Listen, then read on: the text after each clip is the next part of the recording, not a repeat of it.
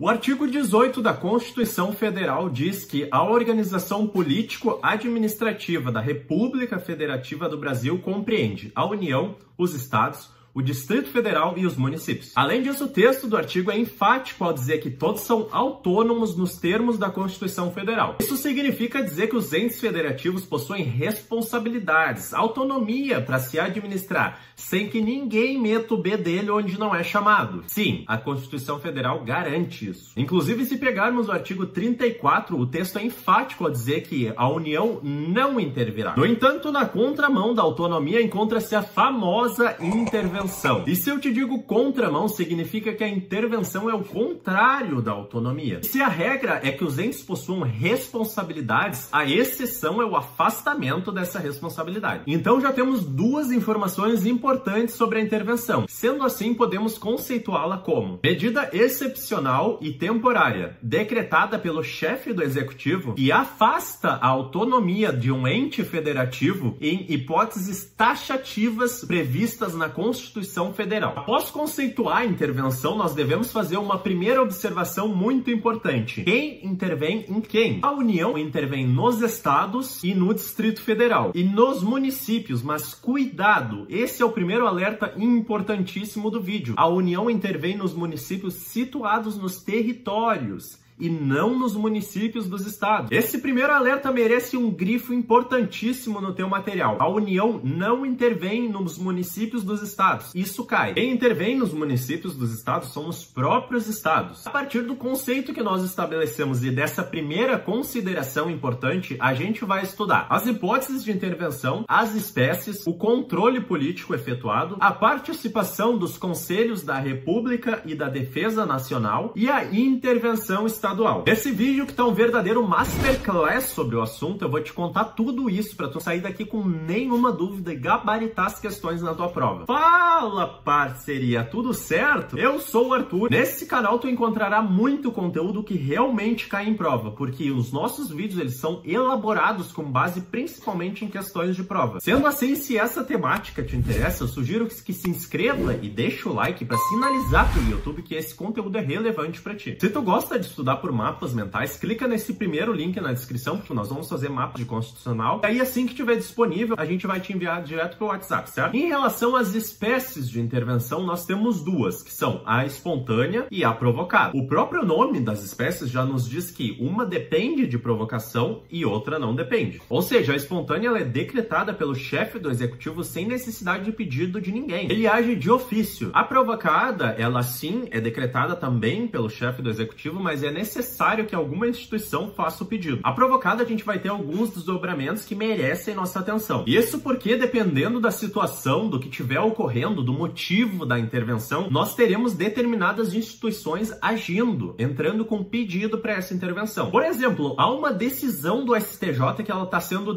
desrespeitada. Está ocorrendo o descumprimento dessa decisão. Nesse caso, a instituição, quem está sendo desrespeitado é o STJ. Sendo assim, cabe a ele entrar com pedido de intervenção. Certo? Mas como que funciona então? Quais são as possibilidades da intervenção provocada? Aqui tu vai notar que o assunto ele vai começar a se subdividir. Por isso que eu gosto de mapa mental, porque a gente consegue ver exatamente o que sai de cada lugar. Então, a intervenção provocada, ela pode se dar por solicitação, por requisição e por provimento de representação. Calma, calma, calma, não quita ainda, não me dá dislike, não me xinga nos comentários, por favor. Tenho certeza que tudo vai fazer sentido, eu vou te explicar com muita calma, é só tu acompanhar o raciocínio e prestar atenção nesse vídeo. Dando em dislike, seria bom mesmo deixar um like. Eu vou te contar cada uma das possibilidades. O rol do artigo 34 nos traz essas possibilidades. A intervenção espontânea, aquela que não necessita de provocação, ela pode se dar para manter a integridade nacional, repelir invasão estrangeira ou de uma unidade da federação em outra, por a termo grave comprometimento da ordem pública, ou para reorganizar as finanças da unidade da federação que suspendeu o pagamento da dívida fundada por mais de 2 anos consecutivos, exceto se por motivo de força maior, ou que deixar de entregar aos municípios as receitas tributárias fixadas na Constituição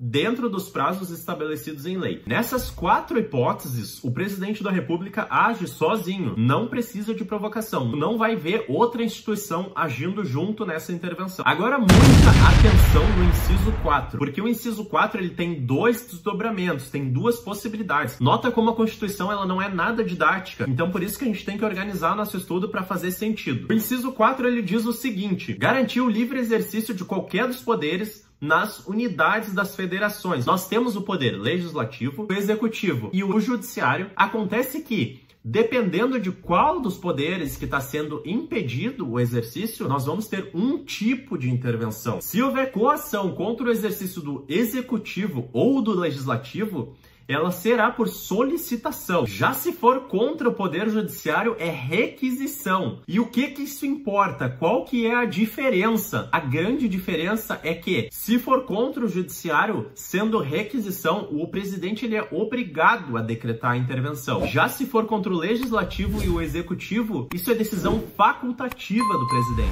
Muito cuidado, porque isso cai demais em prova. Então eu posso concluir que a requisição é um ato vinculado e a solicitação é um ato discricionário. O inciso 6 ele traz mais uma hipótese de intervenção, que ela é a seguinte: prover a execução de lei federal, ordem ou decisão judicial. De novo, aqui ele traz tudo no mesmo inciso como se fosse a mesma coisa. Acontece que aqui a gente tem 2 desdobramentos diferentes também. Se for contra a lei, é um procedimento. Se for contra ordem ou decisão judicial, é outro procedimento. Se for ordem ou decisão judicial, vai depender da matéria. Sendo assim, essa requisição ela pode ser pelo STF, pelo STJ ou pelo TSE. Se for recusa à execução de lei federal, aqui vai aparecer outra figura, que é o Procurador-Geral da República. Aqui vai entrar aquela hipótese de provimento de representação. O PGR ele entra com provimento de representação perante o STF. Trata-se de uma representação interventiva, uma ação no Supremo Tribunal Federal.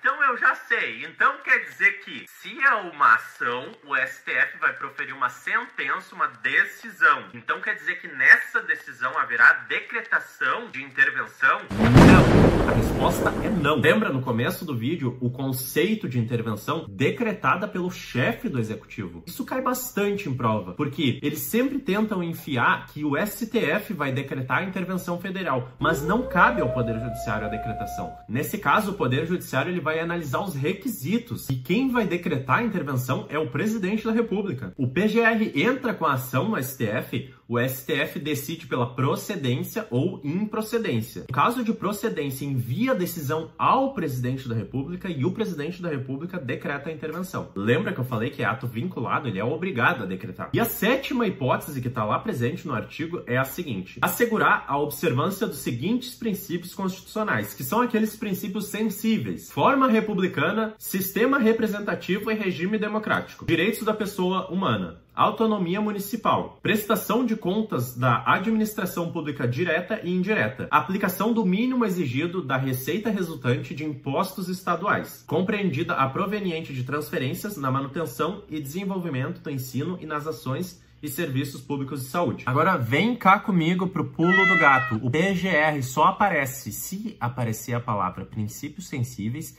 e se houver recusa à execução de lei federal. Não vai me enfiar o PGR em qualquer outro lugar porque ele não aparece. Que diz respeito à oitiva dos Conselhos da República e de Defesa Nacional, a Constituição Federal prevê a oitiva destes órgãos superiores de consultas do presidente da República. A informação mais importante que me parece aqui são que esses pareceres do Conselho da República, eles não são vinculativos, mas meramente opinativos. Cai na prova que o presidente da República é obrigado a acolher o parecer dos conselhos, mas está equivocada essa afirmação. E qual seria o momento de ter essa oitiva? A doutrina entende que essa consulta deveria ser prévia, porque não haveria sentido em consultá-los após já implementada a intervenção. Só que também a doutrina, ela diz que não há tamanha rigidez, que só poderia haver a decretação da intervenção se houver a oitiva dos dos conselhos. Isso porque, dependendo da situação, não daria tempo para ouvir os conselhos. E caberia então a dispensa da oitiva dos conselhos? Segundo o professor Pedro Lenza, não, porque representaria banalização do dispositivo constitucional. Em relação ao controle político exercido pelo Congresso Nacional, após o presidente materializar a intervenção pelo decreto, ele deve remeter ao Congresso no prazo de 24 horas o controle político. Se eles estiverem em recesso, haverá uma convocação extraordinária nesse mesmo prazo de 24 horas. Sendo assim, o Congresso rejeitará ou aprovará mediante decreto legislativo. Se houver a rejeição, essa rejeição já implica na suspensão da intervenção. Se for o caso de rejeição, o presidente da República deve suspender imediatamente a intervenção, sob pena de crime de responsabilidade. Aí eu te pergunto, sempre vai haver controle político pelo Congresso Nacional? Não.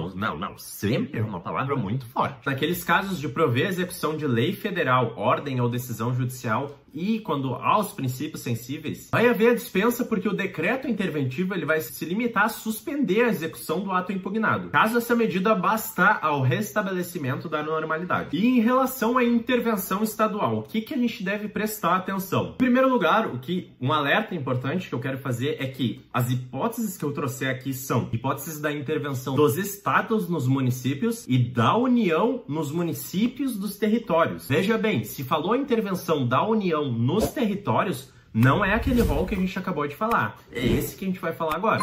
E as hipóteses são: deixar de ser paga sem motivo de força maior por 2 anos consecutivos a dívida fundada, se não forem prestadas as contas devidas na forma da lei, se não tiver sido aplicado o mínimo exigido da Receita Municipal na manutenção e desenvolvimento do ensino e nas ações e serviços públicos de saúde, e se o Tribunal de Justiça der provimento à representação para assegurar a observância de princípios indicados na Constituição estadual, ou para prover a execução de lei, de ordem ou de decisão judicial. Nota que aqui a gente tem certo paralelismo com relação à intervenção federal. Aqui também temos um rol taxativo e parceria. Um ponto que eu acho altíssimo do vídeo é esse: despenquem prova o questionamento dessa taxatividade. Isso porque está saindo de moda eles cobrarem a literalidade dos dispositivos. Então o que a prova faz? Ela conta uma história mirabolante, dizendo que ocorreu tal situação no estado X e Y em que por causa disso o governador não viu outra escolha senão decretar a intervenção. Ou seja, criando uma nova situação de intervenção que não é essa que a gente acabou de ler. E a resposta é não. No STF, no informativo 1014, é inconstitucional norma constitucional estadual pela qual se prevê hipótese de intervenção estadual em municípios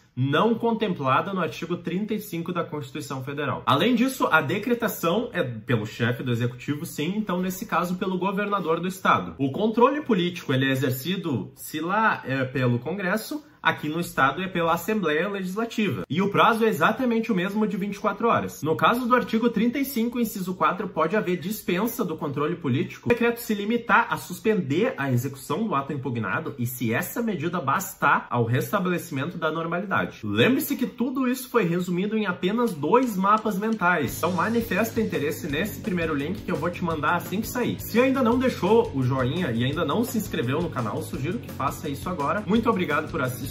Um grande abraço e até a próxima. Fala parceria com o Sescova.